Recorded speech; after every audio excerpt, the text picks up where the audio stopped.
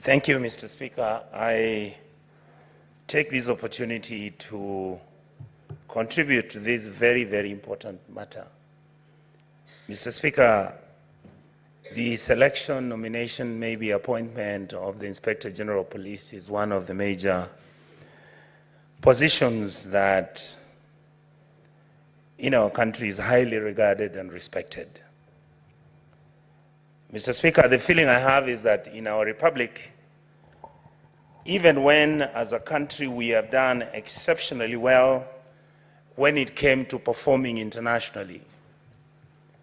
And Mr. Speaker, because of the institutional memory, many of my friends here may not know that or remember that Kenya is actually the country that provided security teams from the Kenyan Police Service to go to Namibia to set up their police system after their independence.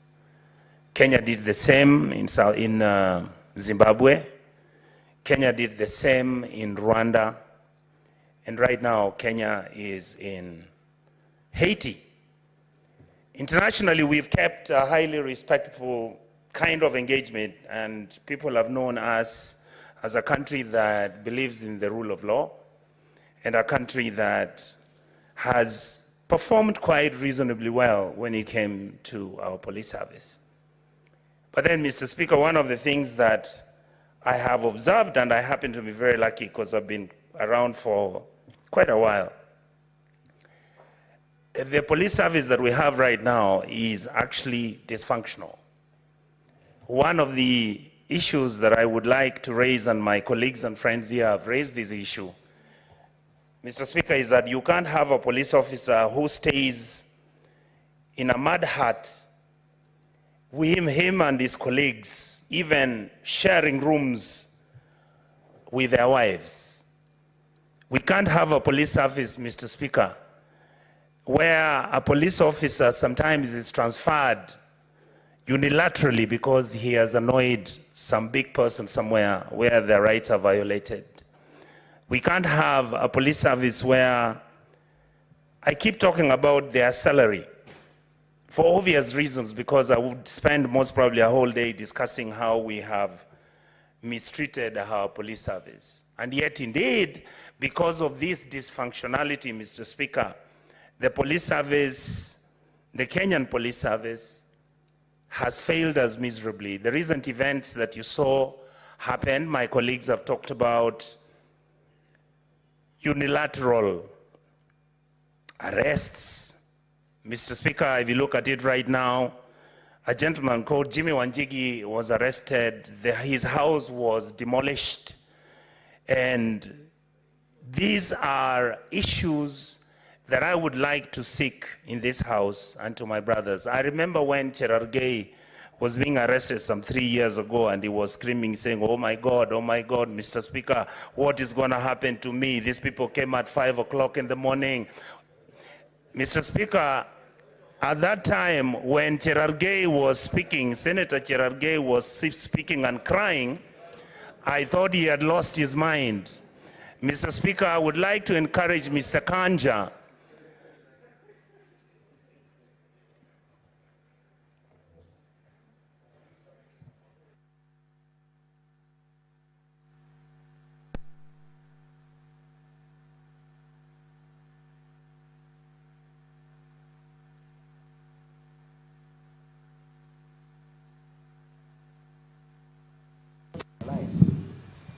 Mr. Speaker, I stand under Standing Order 101 and 105 on statement of fact. Mr. Speaker, is it in order to go on the answer of this house that I was yelling and crying? Me, I'm a dry Kalenjin man who was circumcised in 3 a.m. in the morning. Is it in order for the senator of Kisii to insinuate I was crying? In fact, I was arrested naked, but I've never cried about it, Mr. Speaker. Can you apologize to me and the great men of Nandi and the people of Nandi, Mr. Speaker, in the spirit of Koitalel Samoe and the Talai, Mr. Speaker?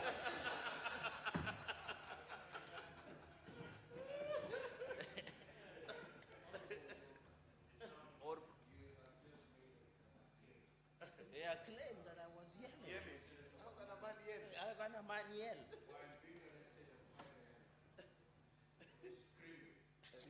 Can he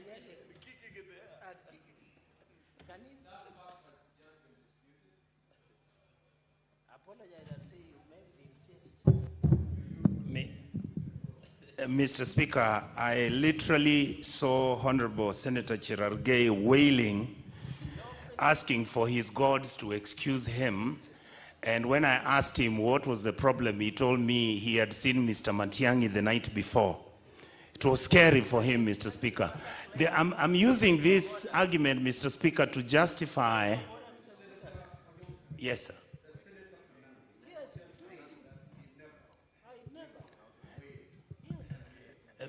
Mr. Speaker, could you allow me to look for...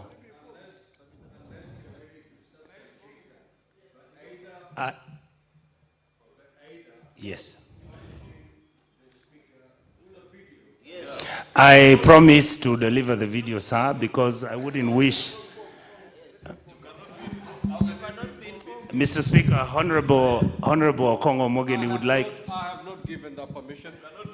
So upon our return, because we'll proceed on recess today. Yes. At the adjournment of this House, we proceed on recess. Once we come back on the 17th of September. I'll provide the video and show how he was crying. Now proceed to conclude. He was wailing. Proceed. Mr. Speaker, I wanted to say that I plead with the new Inspector General of Police to make sure that he carries himself with the dignity that he has. Mr. Kanja is somebody we all know. I would like him to look at several issues, but I want to plead with this House and the National Assembly for the police service to perform.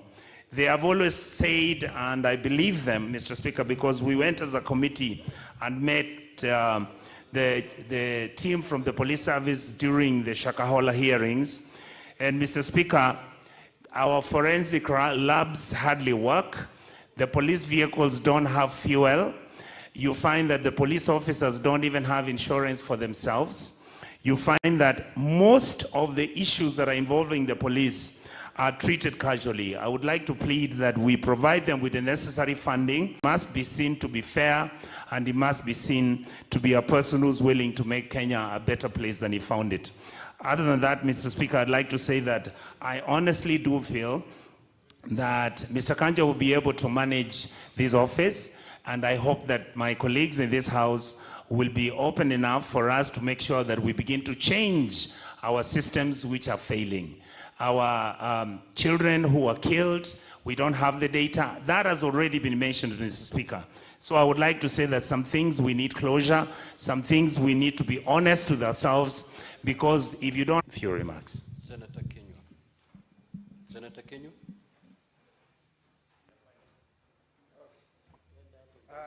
Asante sana Bwana Spika kwa kunipa fursa hii. Bwana Spika,